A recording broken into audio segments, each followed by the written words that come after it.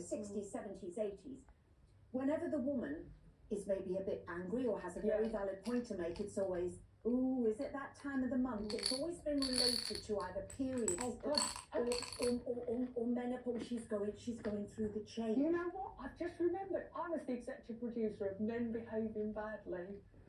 Were you? Yeah, believe it or not. And there was a line in the script about she's on the She.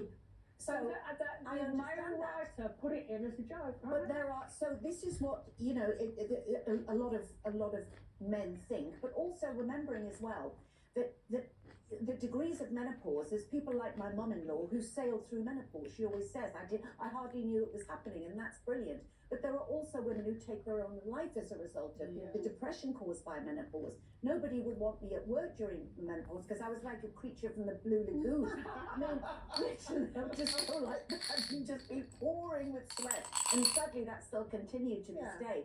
So I think it's important that we do have these discussions, because there is so much hidden, but we have to educate men about it. But we also, to a certain point, as we know from doing our menopause specials over the years, is we also have to, there's an element of educating the medical professionals as well about being able to recognise those symptoms. I mean, a really good friend of mine, she had been going back and forth to GP for many years, saying that something just didn't feel right in her.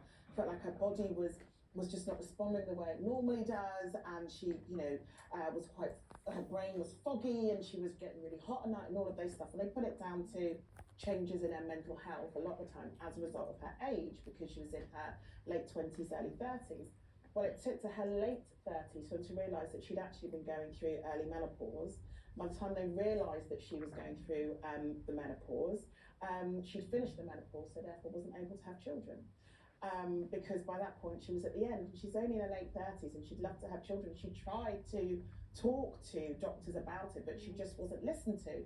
And I'm not saying she's a black woman, I'm not saying that's the reason why it happened, but we do also have to be aware of those inequalities that exist within minorities in the care that they get within the NHS and just generally within the medical community. And I know there'll be a lot of people going, oh, there she goes, bringing up race again.